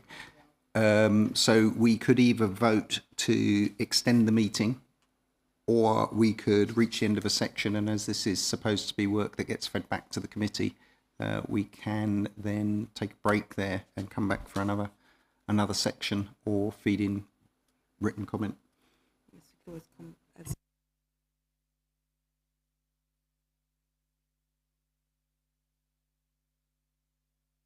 comes back. So what would happen is we'd get the first part of this back with the changes that we've made at the next meeting, and then we can continue with this in more detail.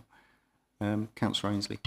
I think this is significantly important enough for us to revisit this another day. Do you agree? Councillor Copsey. Are we under any time constraints? In other words, have we got to get, as it were, through this? I mean, this is important stuff, but what I'm saying is, have we got to get through this by a certain timeline which feeds into another timeline? That's my question. Ms. Barrett. I think due to the changes that are potentially forthcoming, that we do need to certainly get through this by autumn time this year. Oh, okay. But I think that we've got, if we need to have another meeting or two on this, I feel that can be facilitated. Councillor May, are you happy with that? So what we're therefore proposing is that we get to the end of this section, and then we will arrange to reconvene, but have the feedback on this section given to us, or the amendments on that section given to us at that meeting. I don't think we... Continue this part. Okay, so we're going to go down, just to be clear, we're going to get to the end of page 9. Is everybody happy with that? Okay, thank you. So we'd got as far, any more questions on decarbonisation of Waterside?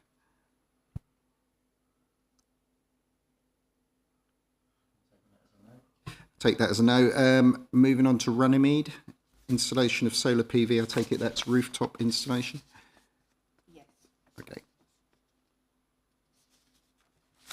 And given the 20-year lifespan, I mean, if we can just take this across all of the things that we're talking here, decarbonisation of our properties, given the sort of 15 to 20-year lifespan of solar and battery installations, is that being assessed in payback terms, in terms of the life of the building? Because if we buy a solar panel installation that's got a 20-year lifespan and our anticipated life of the building is 10 years, we've got to get a 10-year payback. So it's been assessed in terms of the payback in terms of the cost of savings in terms of electricity spend over the cost of the installation. So currently, the payback on the ones that have already gone on Waterside was of the order of 7 years. So we'd expect broadly that with the other installations going forward as well.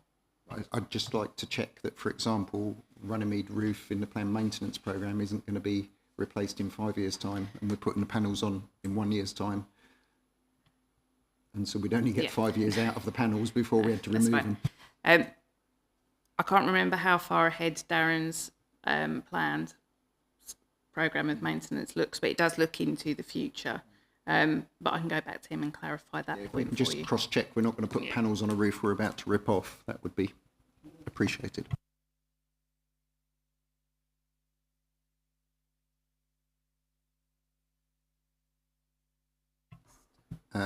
Any questions on the decarbonisations from Runnymede?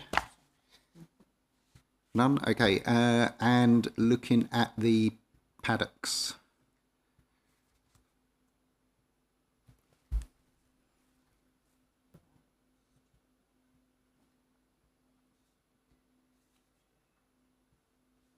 Again, we're looking at solar PV there. Has there been any consideration of the payoff between solar thermal and solar PV? I would imagine we get more flexible use out of the solar PV. But is there any consideration of solar thermal in our decarbonisation? So for each of the main council properties, there is a decarbonisation report which goes through all of the different options that you could consider. For the paddock, solar PV was considered as a potential, but not solar thermal. There's pages and pages of spreadsheets and calculations, but yeah, it wasn't recommended to put solar thermal in that particular. So just for clarity, it was solar PV was not considered or was not recommended. Solar thermal was considered, but is not recommended. Thank you. Yep. Thank you, Chair. So regarding the paddocks, just so again for clarity, are these because some of this is to do with GF? Is that ground floor? And so I'm assuming what I'm trying to ask the question I'm asking is this sort of planned maintenance anyway? That it'd be nice to replace those windows. It would be nice. The boilers are end of life. Blah blah blah blah blah. Or is this, you know, the windows don't need doing, the boilers are great, but if we did spend this money, we achieve this, just to get a handle on that. So the windows at the ground floor level and in the end of the paddocks, the end wall where hall 1 is, weren't replaced as part of the works that were recently done, and the cost of doing that is £85,000, which I don't believe is in any programme at this point in time, and the carbon savings associated with doing that are 1,402 kilograms of CO2 per year on that basis. So, I mean, personally, I'd recommend we prioritise that by bang for the buck in terms of CO2 emissions. Is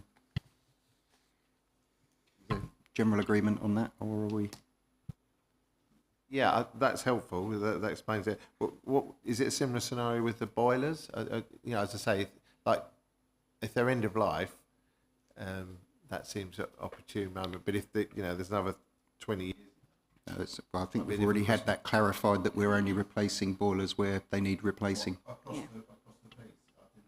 yeah. That's the situation with paddocks as well. Yeah. Yeah. Okay. We're just conscious we've got 2 minutes unless we're going to vote to extend. Are we 2 minutes unless we choose to extend? Are we happy to just ask that these things be prioritised by the carbon impact we can achieve? Thank you. If that's agreed. 2 more points to go through then. Any queries about equipping our new workshop in a sustainable manner? I'd like to see some more specifics evolve out of that personally, but that all sounds like the right direction we should be going in. Councillor Capesy. Yeah, I agree. I mean, it's to be confirmed, and I think investigate it. What's the harm in checking it out and seeing what's possible and whether it's cost effective? That's all I'd say on that. And our last point for this evening, the charging points, I think was substantively covered that we would like to see a commercial and revenue generating opportunity explored, given those costs. And I think, there's possible opportunities to combine that with providing sort of shuttle services and car park PV and stuff, but I think that's longer term than we're looking at in this plan. Any other questions on that? Councillor Ainsley. It's not a question, but I wrote down here to investigate the possibility of solar powered charging points in car parks and things like that as well. Okay, I think that's included in there.